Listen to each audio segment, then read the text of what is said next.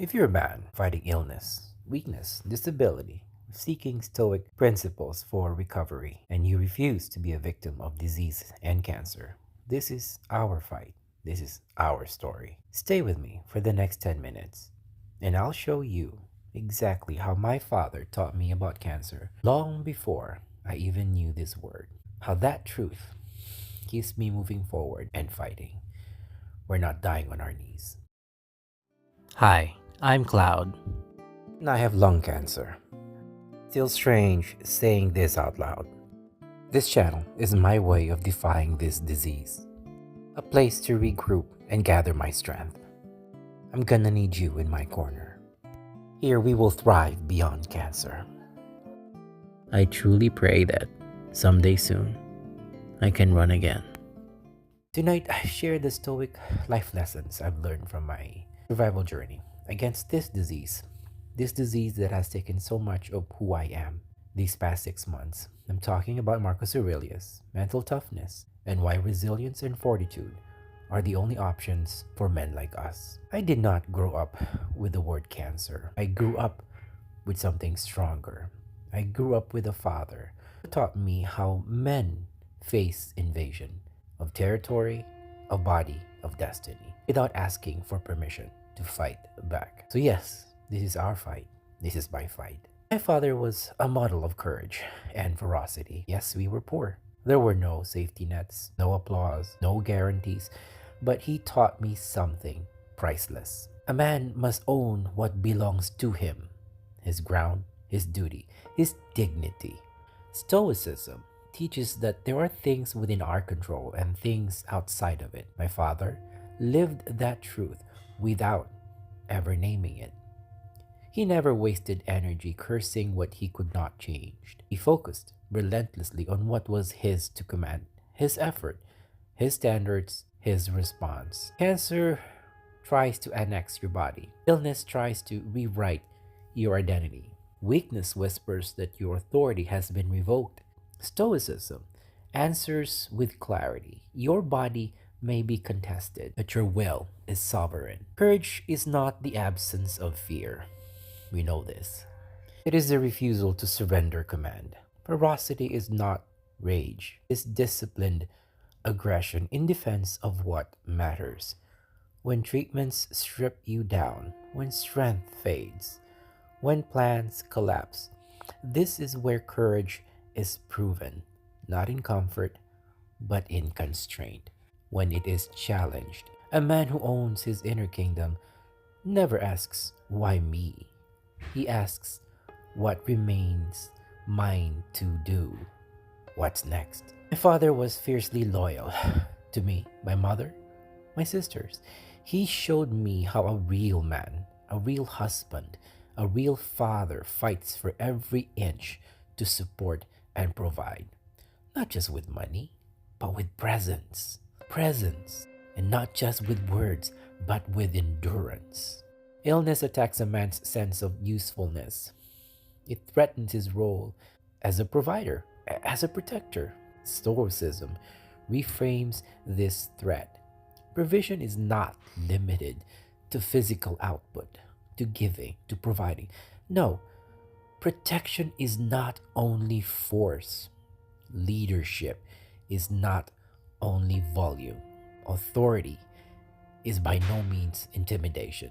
Rather, authority is in steadiness. Even in illness, a man can protect his family by modeling composure. He can provide by transmitting values. He can lead by refusing despair. When your child watch how you suffer, they are learning how to live. When your spouse sees how you endure, she is learning what safety really is. My father taught me that loyalty is action under pressure. Stoicism calls this virtue. Virtue is not abstract, it is lived, it is enacted, it is seen, it is felt. It is showing up when it costs you. It's staying aligned with your role even when your capacity has been reduced. You know, a sick man who chooses honor over self-pity remains an authority in his home. I'll let that sink in. A sick man who chooses honor over self pity remains an authority in his home. My father seized opportunities and moments despite adversity. He did not wait for ideal conditions. He understood something illness makes brutally clear. Time is not owed to us. Time is never promised to us. It is said, tomorrow is a promise to no one. Stoicism calls this Memento Mori. Remember, we will all eventually die. This is not a threat, my brother.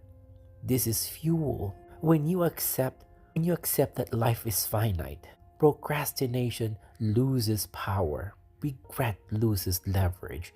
You act now. We must act now, right now. Cancer compresses time. Debility sharpens focus. You stop postponing the essential. You say what must be said right here, right now. You do what must be done, and you become decisive. A man who lives with urgency does not drift, he chooses, he invests. He invests attention where it matters the most.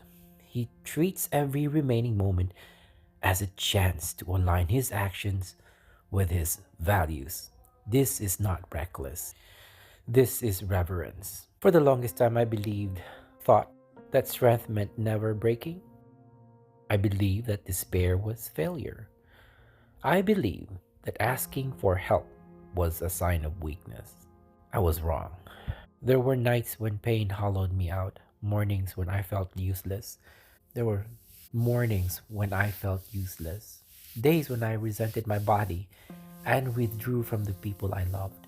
I failed them, not because I was sick, but because I disappeared inward. That was my mistake. Stoicism does not demand numbness, it demands honesty. I started to understand this. Acknowledging pain does not surrender authority, avoiding it does. From that moment, this fight has changed for me. Not into denial, but into discipline. Not into bitterness, but into construction. So here now is my blueprint for healing. The first one is to recover the body. I choose respect the vehicle, your body. I stopped punishing my body for betraying me and started treating it as the vehicle of my destiny. Hydration, drinking water, gentle movements, slow, consistent exercises, just like what you see in the background. And I sleep. And I garden like a territory. I prepared for each day as if it were a campaign, not a reaction. I plan my days, my tasks. I'm deliberate. The second blueprint of healing is to rebuild the mind. And to do so, I choose mental sovereignty. I tell myself daily, I control my mind, not the other way around. Say that with me. I control my mind, not the other way around. I stop taking orders from fear, from noise, from unearned opinions. 1 minute of silence before I ever touch that phone in the morning. A line drawn between yesterday and today. And the third, I fortify my soul. To do this, I remember Memento Mori. I accepted mortality without flinching. Not to despair, but to purify my priorities. Gratitude replaced entitlement. Urgency replaced delay.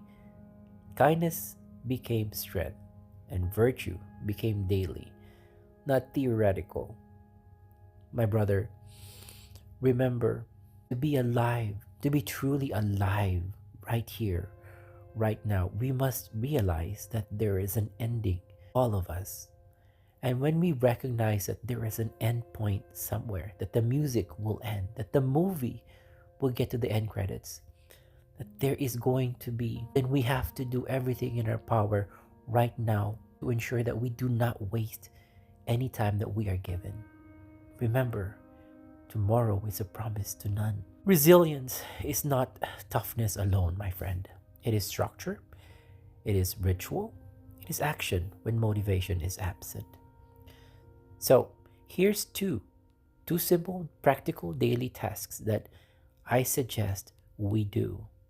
Number one, we need to begin each morning with 3 simple deep breaths, a hand in our chest, and the sentence, I am still here. That means I still lead.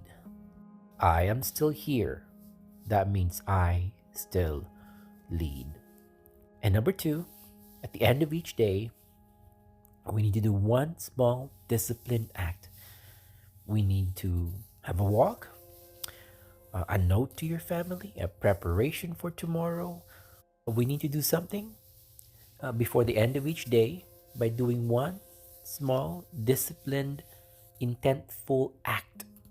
It could be a walk, it could be a slow exercise, it could be something, but it has to be a deliberate act or activity. And it should not be part of your chores or, that kind of stuff. No, it needs to be intentional. So tonight, my brother, we end this conversation. Wherever you are, however you are doing, I pray you are standing. If not on your feet, then on your principles. If you find value in my blueprint for healing, subscribe